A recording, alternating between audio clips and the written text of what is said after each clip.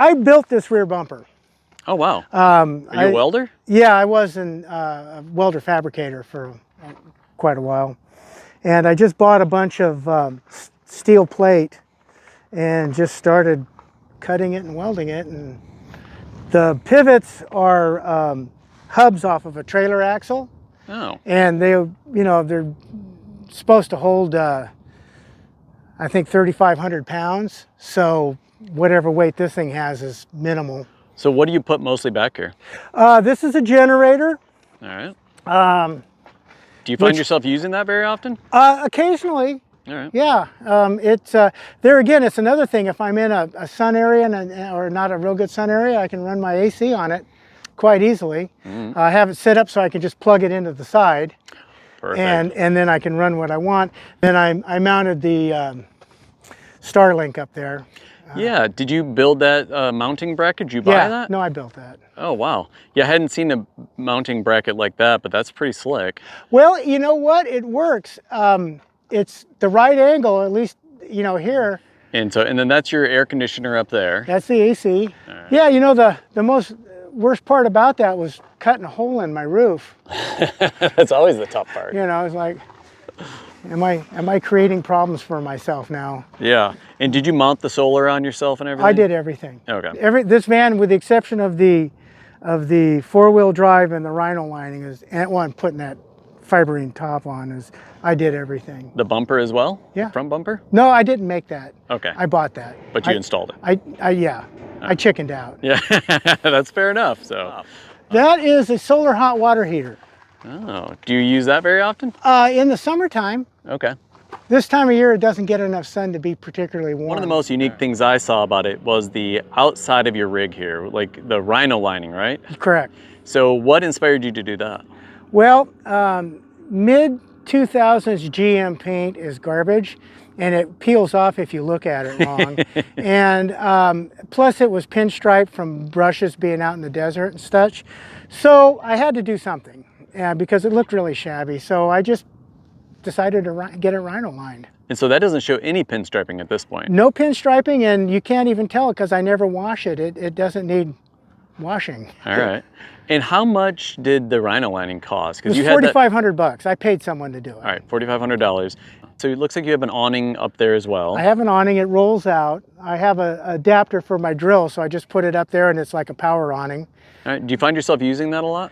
Not as much as I'd hoped. Okay. The problem is they're not really good when it's real windy, and because it was expensive, I don't want to risk wrecking it. Yeah. So I really don't bring it out as much as I originally thought I would. All right. And I see a big solar system up top. How many watts you got up 400 there? watts on the roof. And I have a separate 200 watt panel that I mount separate from the vehicle that I can aim at the sun, or if I'm in a forested area where I'm not getting, good sun on the van, I can bring that out. It's got like a 30-foot cable on it. Oh, excellent. And that really was a game changer for my solar. I have 600 amp lithiums. Okay. It started life as a 15-passenger van, and I gutted the interior and then had fiberine put the top on it. So you popped the top? So I had some headroom. All right. And then I did the rest of the work myself. No kidding. With the exception of the four-wheel drive. I did have a company in Utah, Advanced Four-Wheel Drive Systems. I could go pretty much anywhere I want to go, and I don't worry about getting in and getting out. Oh, yeah. When it gets icy and slippery, I have four-wheel drive. So I like going and looking at old mines and, ghost towns and such. And, most of those aren't on very good roads. Yeah. And so I lifted it 3 inches. Oh, nice. So I have more ground clearance. So within reason, I can drive over some pretty rugged terrain. But you can get to all the places you want to go. Every place I want to go. Originally, before I did the four-wheel drive, but after the interior was done, I would get about 16 and a half fairly regularly, depending on terrain. After the four-wheel drive, it went down to about 14 and a half.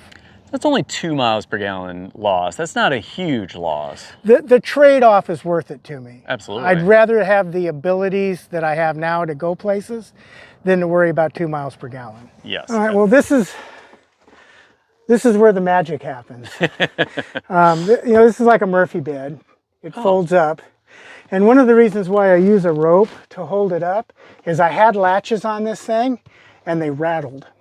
And it drove me crazy. So by doing the rope, it's secured, it's not going anywhere, and it doesn't rattle. So is it just a bungee strap or is it actually No, rope? this is a real rope, and I just used a couple of cleats off of a boat on it. So ahoy matey. Yeah. Got it. And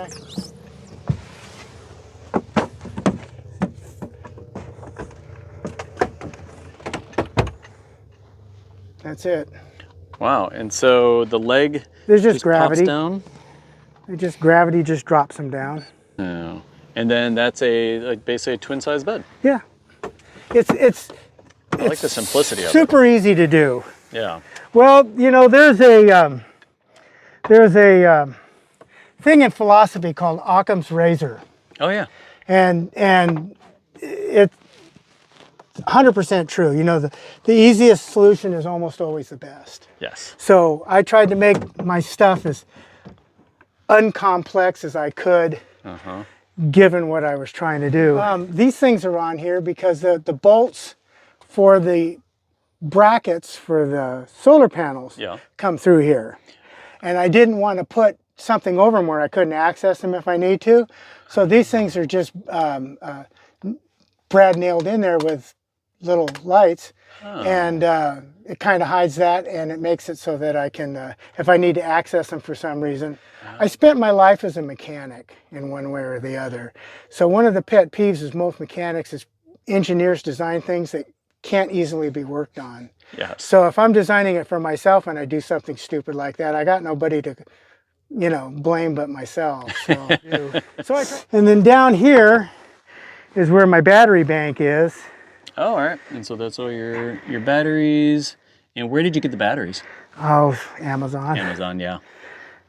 That's perfect. That's, yeah. And with that 600 amp hours, that's huge. Yeah, I got all the electricity. I have 2 ways to cook. All right. I have an actual stove.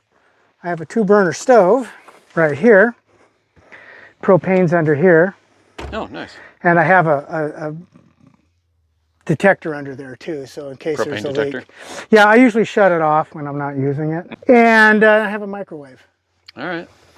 So those are your 2 ways of cooking. Yeah. And so then you built all these shelves. Correct. Here, and that's just for food storage, things like that. Yeah, whatever I can't find another spot for. Easy, but that's the sink. And do you have a water pump? Yeah. Oh, you do. So it's just a 12 volt? I have 40 gallons of water. That's a lot of water. It is a lot of water. And I have a 2-stage filter under here, and a 3rd filter that I can hook into the system before bringing water in. Basically underneath here this is water tanks, and this is the systems. So I've got the pump and wiring and all that down there, and then the plumbing. Now, you said it was filtered a bunch, so basically whatever's coming out of that water right there is completely drinkable. Completely drinkable. Yeah, so there we go. Proof. And it doesn't taste bad. All right. This is a pantry that I store, you know, food and whatnot in. It's kind of running a little low on foodstuffs right now. So a fair amount of storage in here. Fair amount of storage, and then this is you know,